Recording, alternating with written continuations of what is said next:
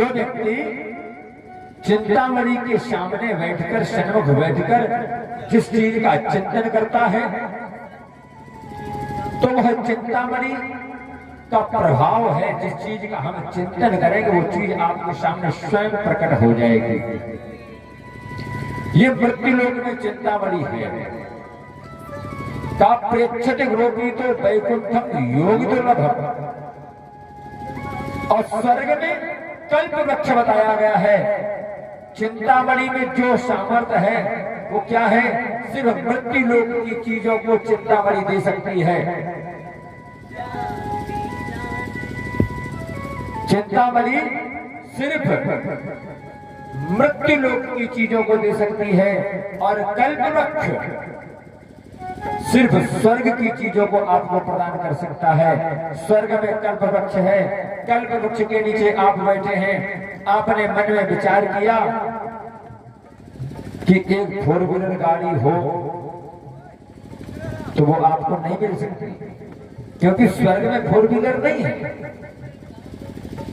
स्वर्ग में 4 व्हीलर है ही नहीं, तो मिलेगी कैसे? स्वर्ग में आप क्या कह सकते हैं? हमें सुरा का पान करना है, अनेकों प्रकार के व्यंजनों का पान करना है। स्वर्ग में जो चीज अवेलेबल है वो आपको कल्प वृक्ष प्राप्त करा सकता है।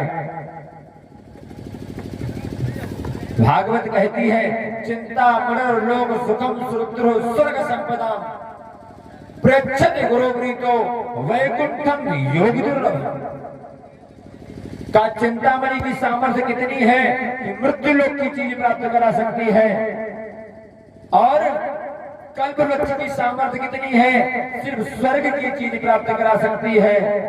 और प्रेक्षते गुरुप्रीत हो, यदि आप भगवान के चरणों में मन लगाते हैं, गुरुदेव के चरणों में मन लगाते हैं, इस भागवत पुराण में अपना मन लगाते हैं, तो इसमें इतनी सामर्थ्य है वैकुंठम योग दुर्लभम, कि जो चीज स्वर्ग में नहीं, भगवान के वैकुंठ में भी है। स्वर्ग अलग है, वैकुंठ अलग है, ब्रह्मलोक अलग है, इंद्रलोक अलग है, सब अलग अलग है। का जो ब्रह्मलोक में नहीं, वैकुंठ में जो चीज वैकुंठ में है वो भी गुरुदेव की कृपा से आपको प्राप्त हो सकती है। जो सबसे ज्यादा कठिन है, हर किसी को वैकुंठ प्राप्त नहीं होता, हमारा हर किसी को स्वर्ग भी प्राप्त नहीं होता, लेकिन लिखते सब यही है कि स्वर्गवासी। आपने कहीं लिखा नहीं देखा होगा स्वर्गवासी।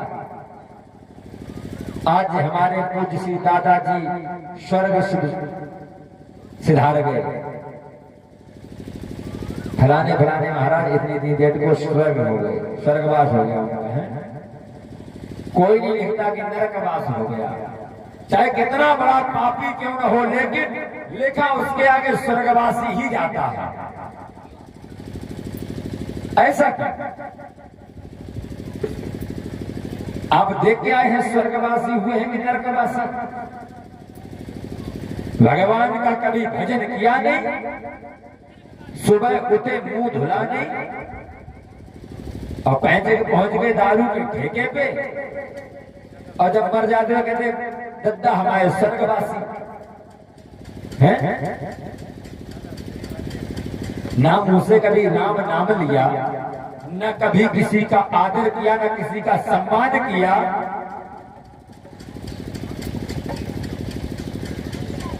अंग्रेजी के शब्द वैसे हम यूज नहीं करते हैं, लेकिन हमें अंग्रेजी में एक कहावत बहुत अच्छी लगती है,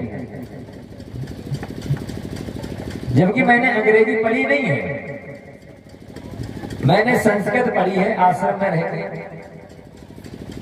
लेकिन मुझे अंग्रेजी का एक ही शब्द अच्छा लगता है, give respect and take respect.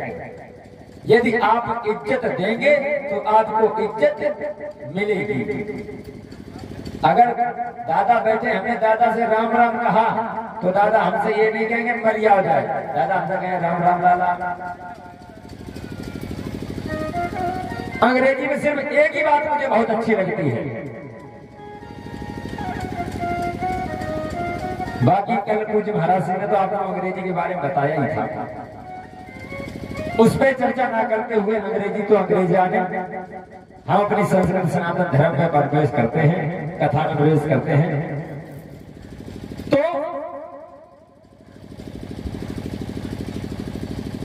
उस कहा कि कभी भगवान का नाम लिया नहीं और कहते हैं कि स्वर्गवासी हो गए। कैसे मान लें कि स्वर्गवासी हो गए? हम लोग सुबह से लेके शाम तक ये कर वो कर, ये खेती, ये बातें, ये नौकरी, यही करते रहते हैं पूरे दिन। भगवान ने इतना सुंदर शरीर दिया है, और जब हम भगवान इस मृत्यु लोक में आते हैं, मां के गर्भ में होते हैं, तो हम भगवान से प्रार्थना करते हैं कि हे प्रभु मुझे इस नरक से निकालें, क्योंकि मां का गर्भ सबसे बड़ा नरक है। मां के गर्भ से बड़ा नरक कहीं नहीं है महाराज। क्योंकि अब आप स्वयं सोच सकते हैं, इतना सा पेट, उसमें इतने से आप इधर मल की पोटली, इधर आंत, गुर्दा, पिपड़ा, मलमूत्र इत्यादि सब कुछ वही है, उसी में आप पड़े हुए हैं। इससे ज्यादा नरक हो सकता है क्या? नहीं हो सकता। तो हम मां के गर्भ में जब होते हैं तो भगवान से प्रार्थना करते हैं, हे प्रभु हमें इस नरक से निकालो, हम आपका भजन करेंगे, चिंतन करेंगे। लेकिन जैसे ही हमारा जन्म होता है, और बच्चा रोता कब है? जब उसका जन्म होता है, वह देखता है जिसका मुझे दर्शन अंदर हो रहा था, पर ब्रह्म का दर्शन मां के गर्भ में करता है जो बालक, जिसका दर्शन मुझे अंदर हो रहा था बाहर नहीं हो रहा, वो कहां गया? जब वो उसे दिखता नहीं तभी बालक रोता है। तभी बालक रोता है कि जिसे मैं अंदर देख रहा था वो अब कहां है, वो नहीं दिख रहा। और जब भगवान कहते हैं कि मैं कैसे विश्वास करूं कि तू जाएगा बाहर मेरा भजन करेगा,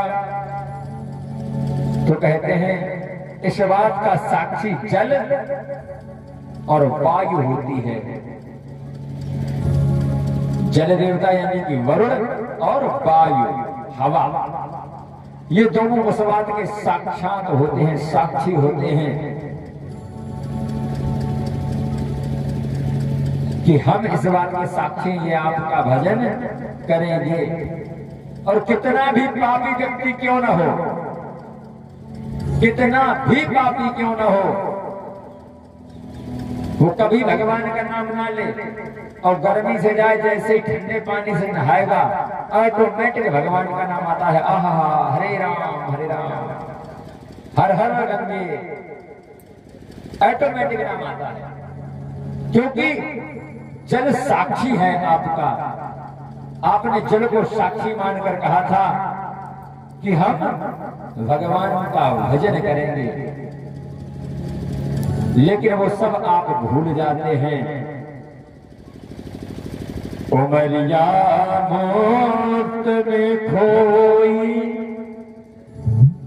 अरे नादान परदेसी, अरे नादान परदेसी। उमरिया मौत में खोई, अरे नादान परदेसी, अरे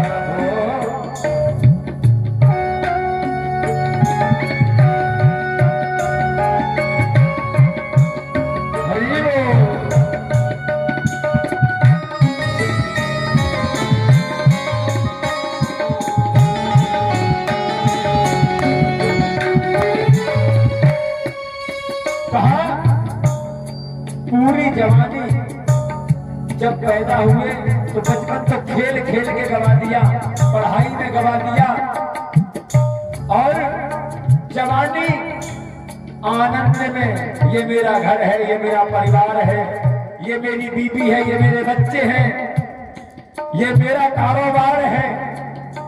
जवानी नींद भर सोया, बुढ़ापा देख कर रोया।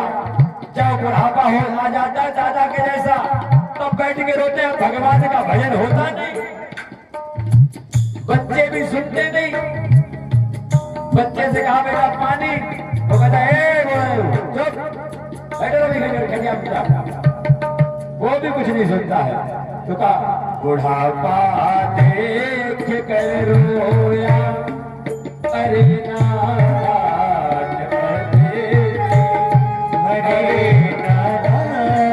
परदेसी, बुढ़ापा देख कर रोया, अरे नारायण परदेसी, अरे